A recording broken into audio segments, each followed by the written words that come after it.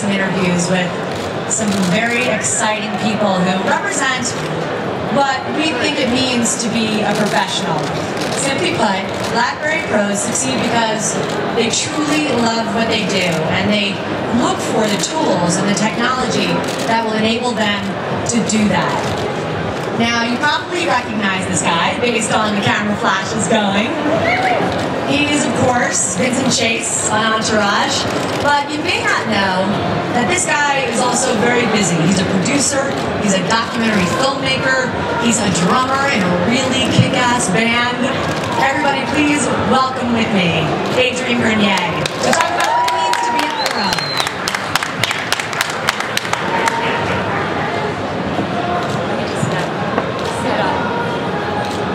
Hi. Hello. Hi, everyone. Are you into technology? Are you a techie? 150%. Yeah, absolutely. I will tell you that we were back getting a chance to look at the playbook, and Adrian was not focused at all on anything but playing with it. Oh yeah, well of course, and you know, as you start to indulge, if I may, in technology, it's this super fun ride where you can do anything. It's like virtual flight. Yeah, it is. Speaking of doing anything, Entourage is a smash hit, but you managed to do a lot of other things, as you all just heard. How do you find the time to direct and make documentaries? Well, you know, I have Entourage to thank for that. It's because of Entourage that I've been allowed to do so many other things, and of course I'm very honored and happy and thankful that I have that opportunity. But because Entourage has such high creative integrity, it's produced and shot a lot like a feature film. So they put a lot of emphasis on the writing. There's a lot of time and energy put into the writing process. And then the filming schedule is not as, well, it's a shorter filming process. So I have a lot of time to do my own projects. Documentary films is a passion. Yeah, is that sort of, aside from acting, the #1 thing that drives you? Yeah, well, it's definitely a compulsion.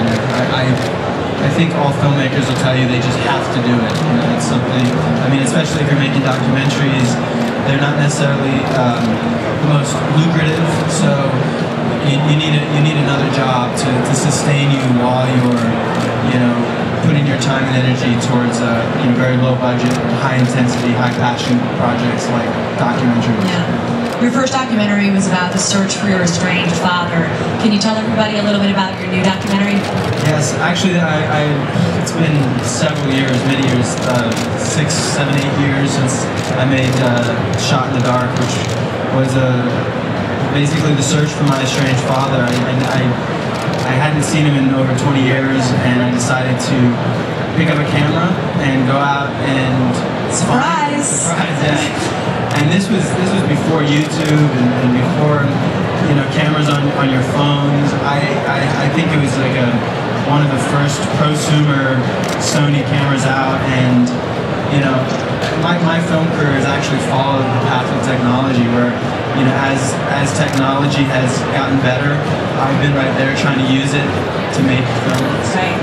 I think my next film will probably be on my BlackBerry. I'll like film it or something. Will your next film be you behind the lens or you in front of the lens? Well, you know, I'm also a performer, so I have a hard time not being in front of the camera as well. But you know, it's whatever's necessary. For me, it's just filmmaking is all about getting the job done. And if you have to hold a boom, if you have to climb the tree to get that aerial shot, whatever you need to do, you know, you just have to do it. Yeah, that's passion. We talk a lot about tipping points with the team from BlackBerry. You are a musician, you play drums for a very good band, check out the Honey Brothers, but there was a tipping point that turned you toward acting. Can you share that? Towards acting, I don't know, I mean, I went to LaGuardia High School, which is the Fame school. You know Fame, right? Yeah. I'm gonna live forever. So I went to that school in New York City, and so I was surrounded by young people who all wanted to sing, and some of them wanted to dance, but we didn't really hang out with them. And I just started playing around with guitars and cameras, and we used to act in each other's films, and it was all part of the same spirit, I guess, of creation, and that's what we were doing. Another passion of yours is the environment. You had a great show on Planet Green, which led to the launch of a website. Can you tell us about that? Well, I mean, unfortunately, I have to care about the environment because it can't care for itself, and I imagine we all are doing our part to try and protect man's footprint on the planet. And one thing that I've done is, I created a show called Alter Ego, which was on Planet Green a couple years back, and it was just a bunch of youngsters sharing methods of sustainable living. And then that sort of transitioned into a website called shift.com, which is S-H-F-T, without the I. As you all know, moving towards getting rid of all vowels and just, truncating all words, so shift without the I, .com. And it's a website that basically embeds subtle, sustainable messages in the things we love, art and culture and cool technology. So it's very, yeah. I feel like I read about you in all my shelter magazines. I'm really into interior design. You're so passionate about it. Was it something that was taught to you by parents? Because I do feel like a lot of people don't consider the environment, but you always consider it. Well, I think that's exactly right. In fact, in Alter Ego, we were trying to express the sentiment that my mother taught me when she always used to tell me to clean my room. And as a youngster, I didn't want to clean my room, and I didn't understand why I had to clean my room. You're just going to get dirty anyway, again. But she was trying to teach me that if you clean your room, you have a clean, healthy environment in which to think. And it actually helps the thinking process. It helps improve your quality of living.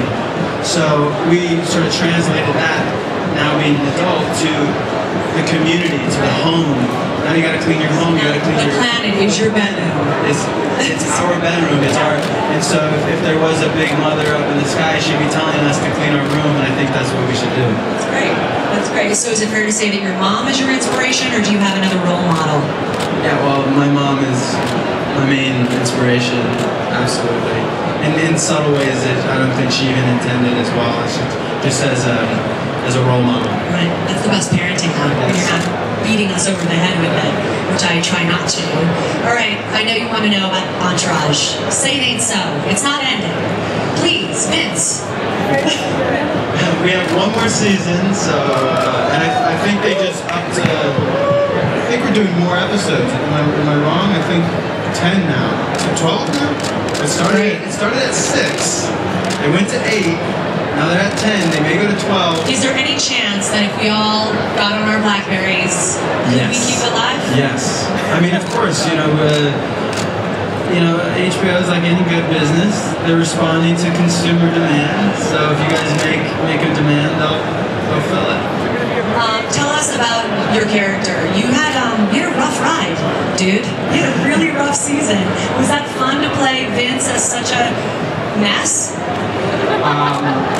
Yes, absolutely. I mean, I've been breezing through the past 6 episodes.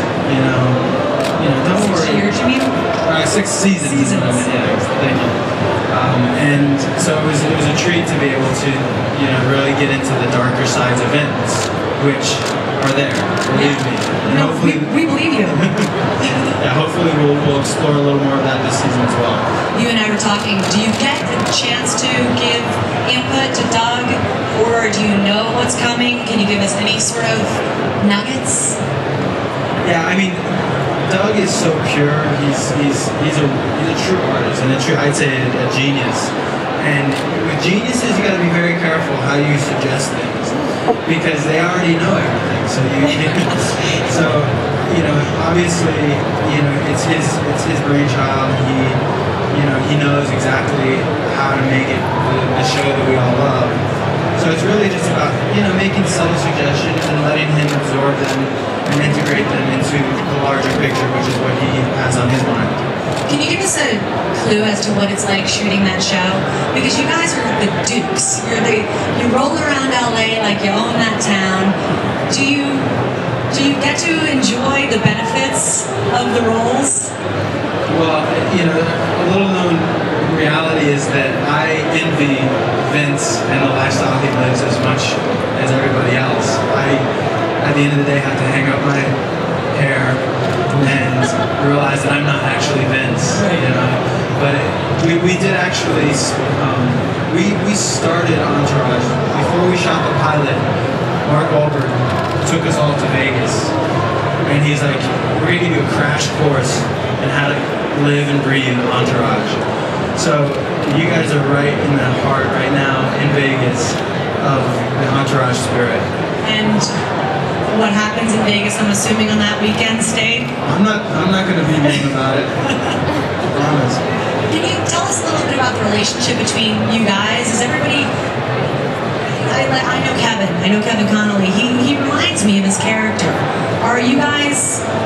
You know, is Ari Emanuel?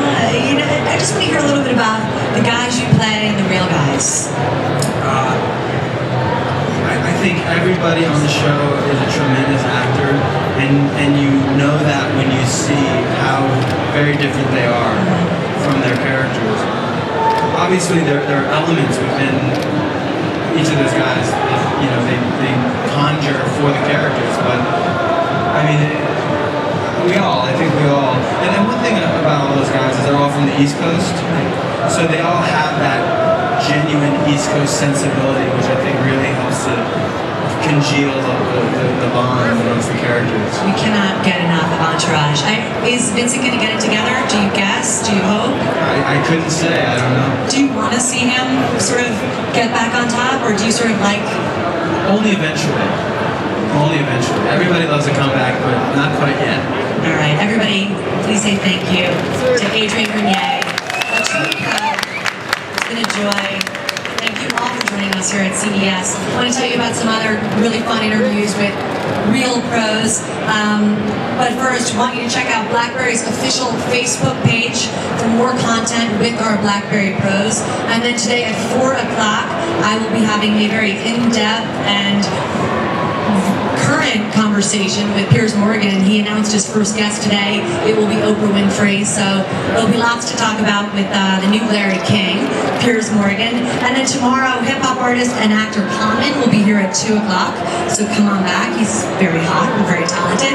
And finally, Olivia Wilde, speaking of hot, she is the star of Tron Legacy, and she's also the co-creator of Young Artists for Peace and Justice, and that's tomorrow at 4 o'clock. Thank you again, Adrian. Thank you all.